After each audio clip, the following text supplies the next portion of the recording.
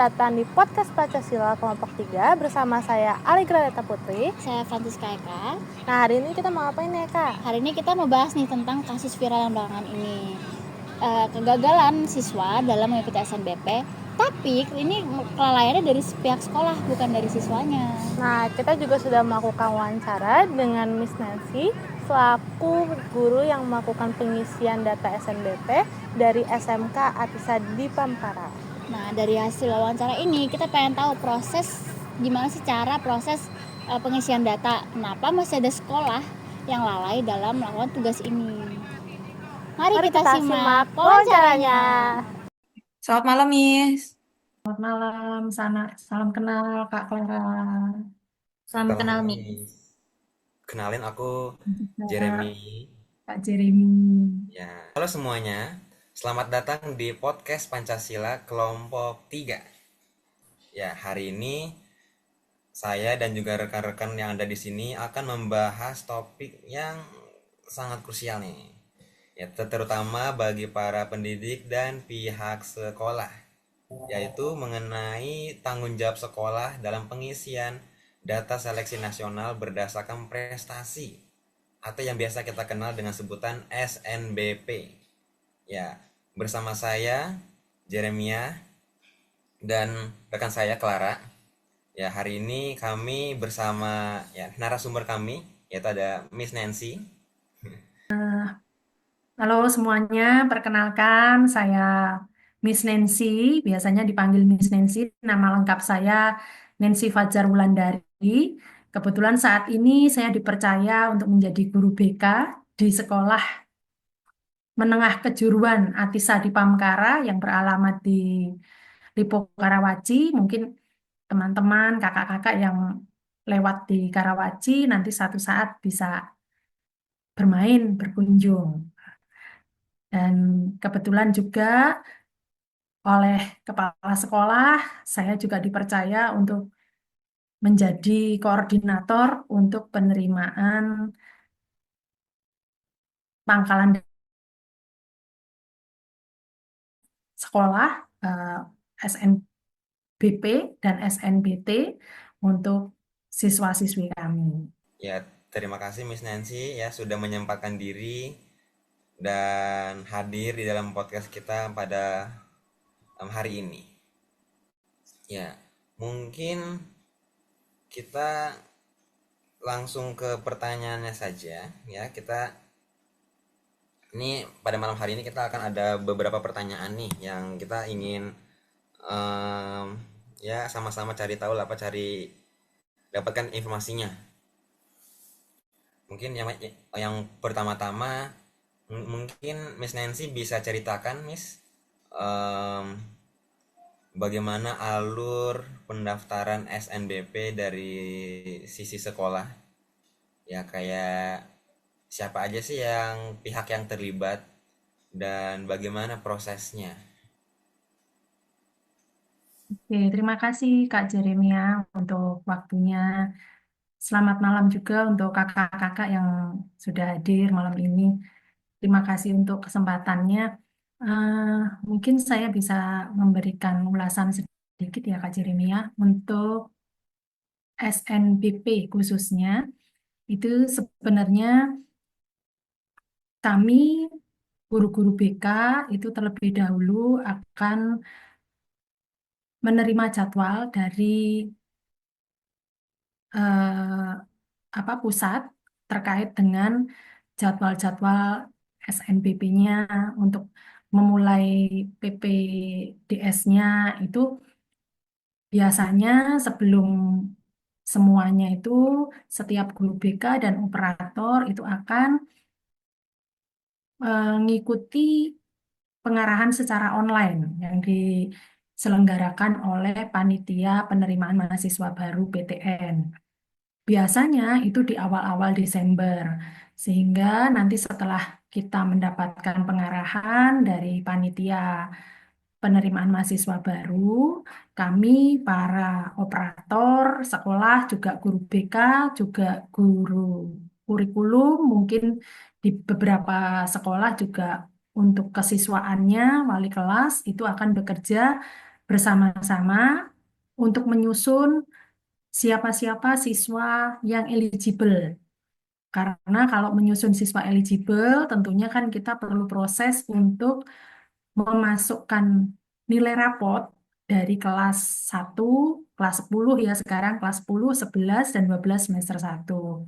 Sehingga untuk setelah nanti diinformasikan kepada siswa, barang siapa yang ingin mengikuti SNBP, kemudian kita cross-check apakah siswa tersebut termasuk yang eligible atau tidak. Kalau mungkin tidak eligible, ya berarti siswa tersebut kita arahkan untuk SNBT.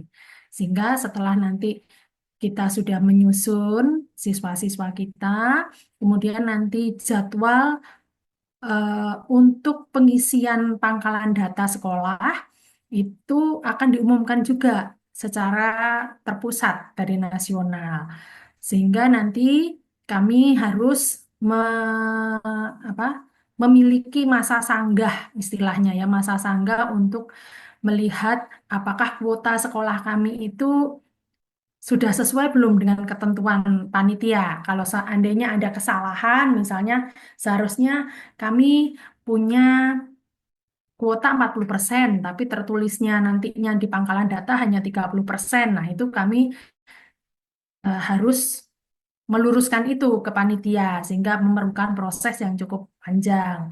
Dan untuk masa sanggah itu biasanya nanti di akhir Desember, Kak, sampai awal Januari. Setelah nanti masa sanggah itu selesai, maka sekolah diwajibkan untuk mengisi data-data yang sesuai dengan dapodiknya, termasuk siswa-siswa eligible-nya juga dimasukkan di situ. Sehingga prosesnya untuk SNBP ini mungkin memang sedikit lebih ribet daripada kalau kita mau masuk ke sekolah tinggi swasta begitu ya Kak ya.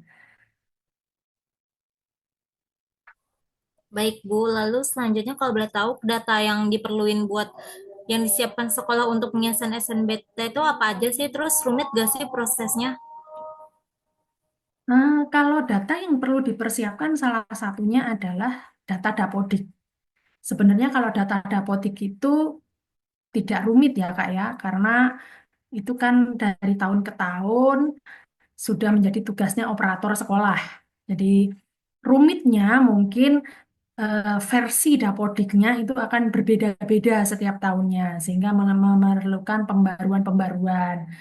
Untuk penginputan data juga harus sesuai dengan surat-surat formal yang dimiliki oleh para siswa kami. Kemudian selain data dapodik juga data rapot. Para rapot seperti yang tadi saya jelaskan. Jadi dari kelas 10 semester 1-2, kelas 11 semester 1-2, dan kelas 12 semester 1. Nah, untuk penginputan nilai ini kalau yang kemarin ya, yang baru saja terjadi SNBP 2025 itu ada beberapa sekolah yang boleh memakai e-rapot. Nah, kebanyakan yang trouble itu adalah yang memakai e-rapot. Karena kalau e-rapot itu kan servernya harus terhubung, mungkin untuk data dapodiknya atau apanya itu portalnya sering terganggu sehingga itu yang menimbulkan keruwetan tersendiri ya. Tapi kalau kami yang memakai manual, sejauh kemarin kami melakukan semuanya aman. Jadi kebanyakan yang ribet itu kalau yang pakai e-rapot, Kak. Begitu. Baik, Miss.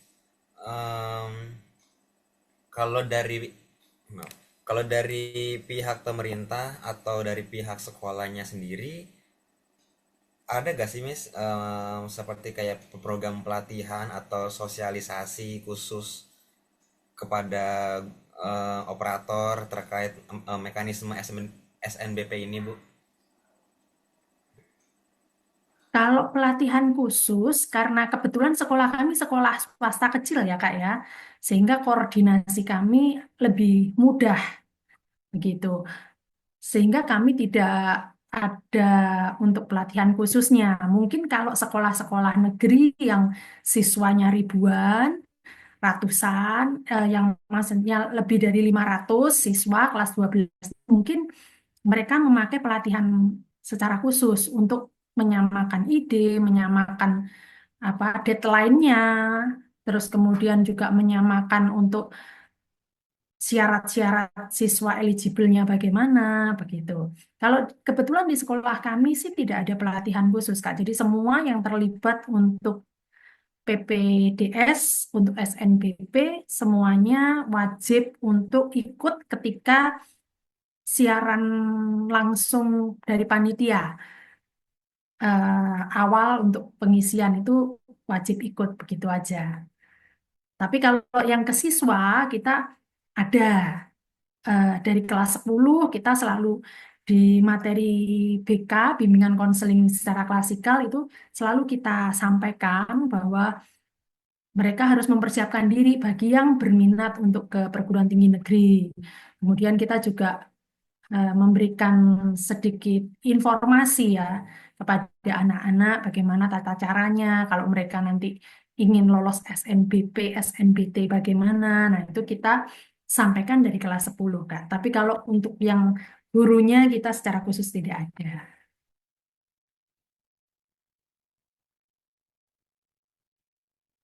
Lalu untuk sistem pengawasan internal sekolah nih Bu, kira-kira apakah ada mekanisme untuk memastikan semua progresnya berjalan sesuai jadwal? Kebetulan kalau di sekolah kita, karena sekolah kami ini sekolah swasta kecil ya Kak, sehingga koordinasinya lebih gampang, pengawasannya terpusat dari kepala sekolah. Sehingga misalnya Kak, saya dari guru BK menerima dari anak-anak yang eligible sudah masuk semua datanya, kemudian saya kerjakan untuk memasukkan nilai apa. Setelah itu nanti untuk peninjauannya kepala sekolah bisa mengecek. Dan kebetulan kalau di pangkalan data sekolah siswa itu Kak, kita para operator atau guru BK atau pihak-pihak terkait yang mengetahui password dan username-nya sekolah itu bisa mengecek. Jadi sejauh mana kemajuan kita, kita sudah mulai dari mana itu bisa dicek secara transparan kalau di sekolahan kami, gitu Kak.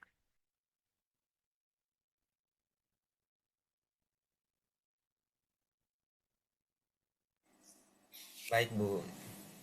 Em, Kami juga ada pengen tahu nih Bu. Biasanya berapa lama sih waktu yang diberikan oleh pemerintah untuk proses input data hingga pada tahap finalisasi? Dan apakah waktu yang diberikan itu sudah cukup? Apa ya berapa lama Bu biasanya? Oke. Sebentar ya Kak, saya lihat dulu jadwalnya. Saya kemarin lupa. Seingat saya kalau dari pemerintah itu biasanya mereka memberikan waktu itu dari awal Januari. Jadi dari mulai masa sanggah itu tanggal 28 Desember kalau yang baru saja ini ya Kak ya. Masa sanggah itu untuk tadi yang mengecek apakah kuota sekolah sudah benar, akreditasinya apakah sudah benar, kemudian data kepala sekolahnya apakah sudah benar. Nah, itu dari tanggal 28 Desember sampai tanggal 17 Januari.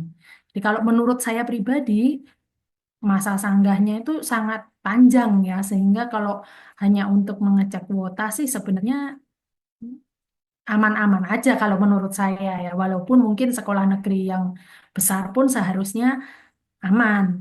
Jadi kemudian kalau untuk registrasi akun sekolah itu dimulai tanggal 6 Januari sampai tanggal 31 Januari. Nah, ini registrasi akun ini biasanya untuk sekolah-sekolah yang baru, Pak. Yang mungkin atau sekolah lama yang terputus yang belum pernah berpartisipasi dalam SNBP sehingga mereka harus membuat akun portal baru. Nah, itu diberikan waktu kurang lebihnya 1 bulan. Menurut saya untuk pembuatan akun sekolah pun terlalu banyak memakan waktu sih. Sebenarnya kalau kita sesuai dengan panduan yang diberikan oleh panitia, 30 menit sebenarnya bisa selesai kalau untuk yang akun sekolah ya Kak. Sehingga kalau diberikan waktu 1 bulan itu sangat panjang sekali. Kemudian kalau yang pengisian PDSS, maaf, pangkalan data sekolah itu mulai tanggal 6 Januari sampai 31 Januari juga. Dan pangkalan data ini kalau sekolahnya lama biasanya hanya untuk diperbarui aja. Misalnya data kepala sekolahnya, apakah kepala sekolahnya masih tetap sama atau tidak. Kemudian jumlah siswanya, apakah sama atau tidak. Nah, kebetulan kan kami sekolah SMK ya, apakah jurusannya masih sama atau tidak. Nah, itu untuk itu. Dan saya rasa sangat cukup kalau 1 bulan ya. Kemudian untuk registrasi akun siswanya itu dari tanggal 13 Januari sampai 18 Februari. Jadi 1 bulan lebih ya. Jadi saya kira panitia nasional pun sudah mempertimbangkan dengan jangka waktu yang 1 bulan. Semestinya sih kalau dimaksimalkan akan bisa berjalan dengan lancar begitu kan. Baik, kalau begitu, kalau kira-kira boleh tahu nggak tantangan terbesar yang pernah Ibu alami selama menangani SNBP ini ada nggak sih, Bu? Tantangan terbesarnya ya Kak. Nah, ini kembali lagi karena kami kan sekolah SMK swasta. Dan kebetulan SMK kami ini berada di pusat kota Tangerang lah, apa, pusat Kabupaten Tangerang begitu ya.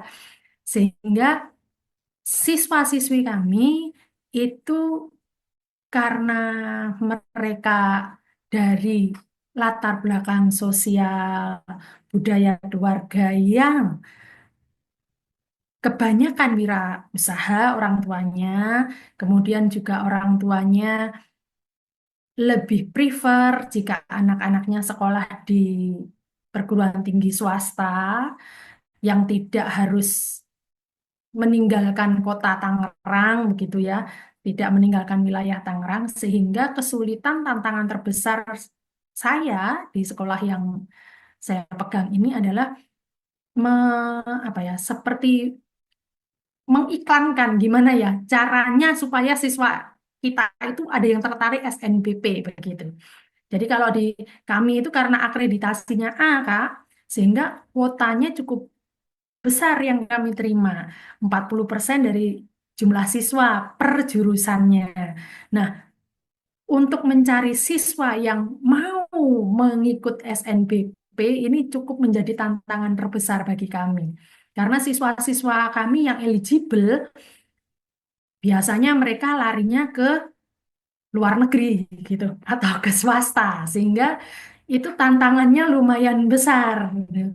Kalau misalnya anaknya akhirnya mau untuk ikut ke PTN, orang tuanya yang tidak meng-ACC gitu. Karena ya kita tahulah atau apalagi terakhir-terakhir ini kan Indonesia diajak gensinya sudah mulai diajak kabur aja dulu gitu ya kayak. Sehingga kalau kalau apa ya trust issue-nya ke PTN itu kurang kurang bagaimana begitu ke orang tua. Sehingga orang tua itu kalau anak-anak kita ajak ke PTN, apalagi kalau yang di luar Jawa itu amat sangat tertantang bagi bagi saya pribadi begitu Kak. Ya, itu aku setuju sih sama pendapatnya dari Miss Nancy. Ya, apa ada banyak tantangan ya.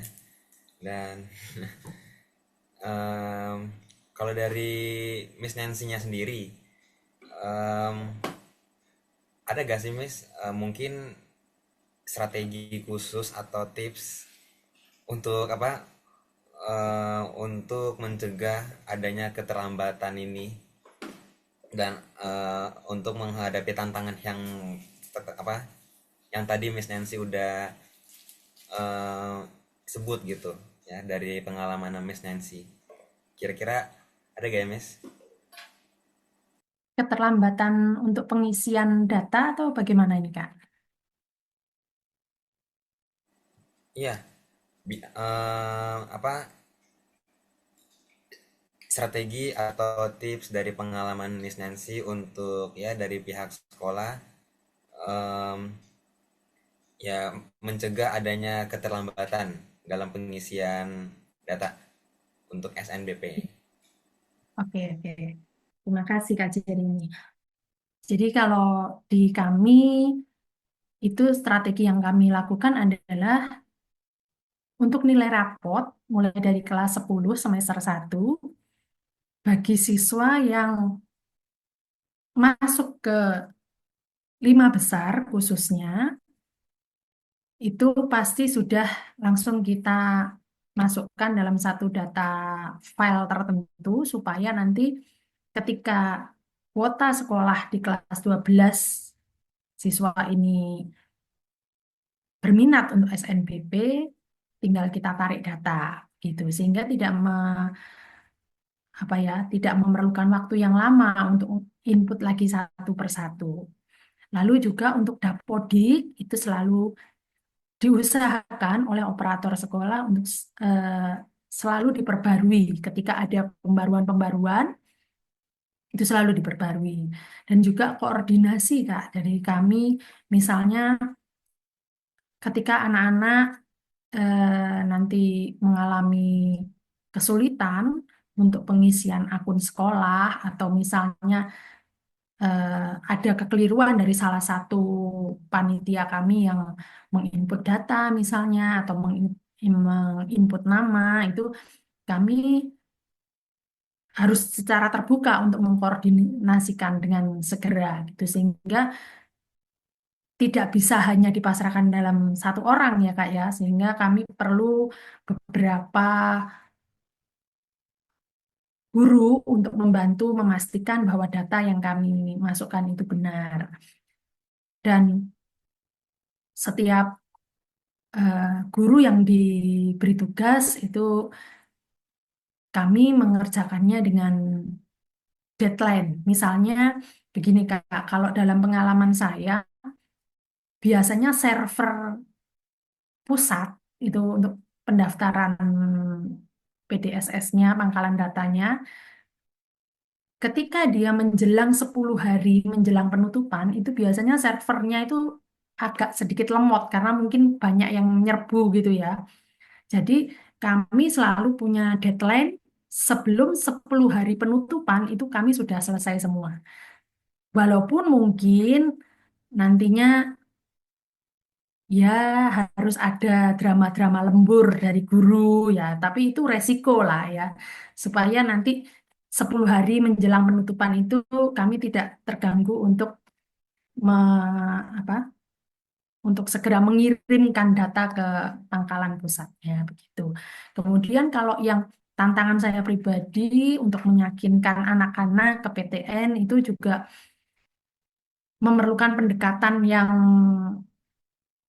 tidak bisa satu dua hari ya. Jadi setiap kali mereka misalnya konseling untuk bimbingan karir gitu, kita selipkan eh, memberikan wawasan ke anak-anak bahwa PTN itu ada plus minusnya juga begitu dan juga sosialisasi ke orang tua tentunya sehingga orang tua nanti seandainya anak-anaknya berkenan untuk ke PTN orang tuanya pun sudah punya pemahaman yang benar tentang PTN begitu kan. Lalu yang terakhir, Bu, kira-kira apa sih harapan Ibu untuk siswa-siswa ini supaya mereka nih tetap aktif, jadi nggak cuma bergantung sama sekolah, mereka nih jadi kayak punya inisiatif sendiri untuk SNBP ini. Gimana ya sih, Bu? Nah, terima kasih Kak Clara. Kebetulan di sekolah kami siswa-siswinya yang berminat ke PTN itu termasuk siswa-siswa yang aktif.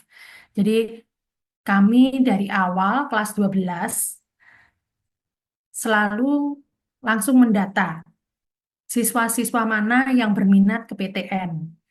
Setelah mereka memberikan nama dari kelas 12 kita berikan sampai tengah semester ya 3 bulan awal itu mereka harus memberikan nama yang berminat ke PTN sehingga kita langsung membuatkan dalam satu grup WA untuk mempermudah komunikasi. Nah, di grup WA itu kita juga meminta siswa untuk terbuka, misalnya tentang jurusan. Karena kebetulan kami di SMK ya, Kak.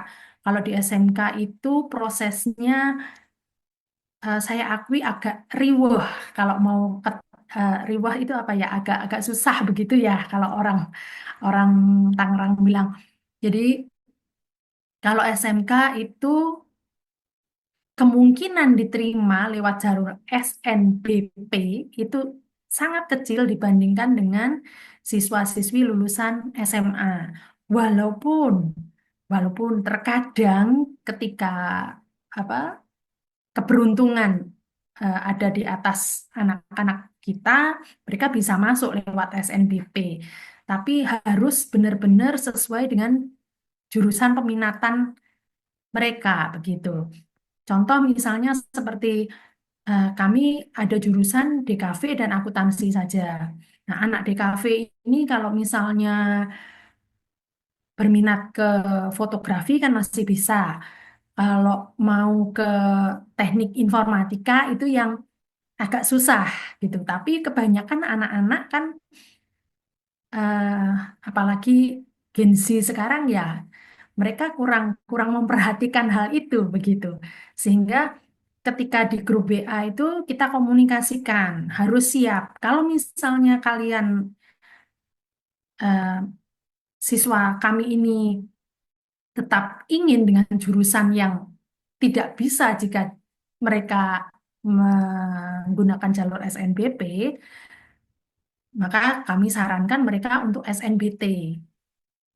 Jadi nanti mereka juga kami himbau untuk membentuk grup belajar begitu untuk mempersiapkan SNBT. Karena kan tidak semua beruntung punya berkat yang lebih untuk les begitu ya istilahnya sekarang untuk SNBT. Sehingga kami berharap dengan membuat kelompok-kelompok kecil ini siswa kami menjadi aktif.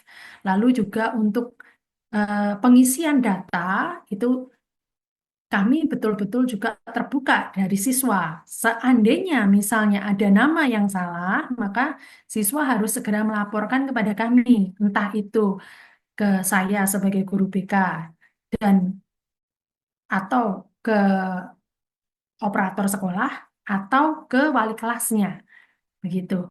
Karena di SNBP ini memang salah satu tantangan juga yang terkadang itu yang membuat kami panitia agak kelimpungan itu biasanya nama, Kak. Jadi nama apabila di akte itu misalnya Rizky RIS pakai S, tapi ternyata di Dapodik pakai Z. Nah, itu sudah berbeda lagi, tidak bisa terdeteksi begitu sehingga eh, kalau misalnya ada salah ejakan, siswa harus bersegera melapor ke sekolah juga. Kemudian juga untuk tanggal-tanggal lahir, itu kami selalu menghimbau siswa untuk segera eh, mencocokkan apakah sesuai tidak dengan aktenya. Karena terkadang Dapodik walaupun sudah dimasukkan benar, apabila servernya lagi error, itu tanggalnya bisa berubah, bisa ngacak begitu kan. Sehingga kami minta siswa kami untuk benar-benar aktifnya di situ. Jadi membantu kami juga untuk melihat apakah data mereka sudah benar atau belum. Kemudian untuk nilai itu ketika nanti kita sudah input, kita masukkan, kita akan print out. Jadi kan bisa di-download, kita print out, kita minta siswa kita untuk mencocokkan satu-satu dari semester 10 sampai kelas 10 semester 1 sampai semester 5. Sehingga mereka kami harapkan mereka juga enggak bergantung kepada gurunya saja. Jadi kalau misalnya mereka ada kami ada kesalahan, kami terbuka untuk dikritik, kalau mereka seandainya mereka pun ada kesalahan, kami pun siap untuk membantu mereka, begitu Kak. Itu strategi kami supaya siswa kami aktif. Wah, luar biasa ya apa insight-nya yang udah diterima, yang udah kita obrolkan pada hari ini. Ya, terima kasih banyak ya Miss Nancy atas waktunya dan sharingnya yang kami percaya sangat bermanfaat ya. Ya, Terima kasih Kak semoga Jeremy, Kak ya, Clara.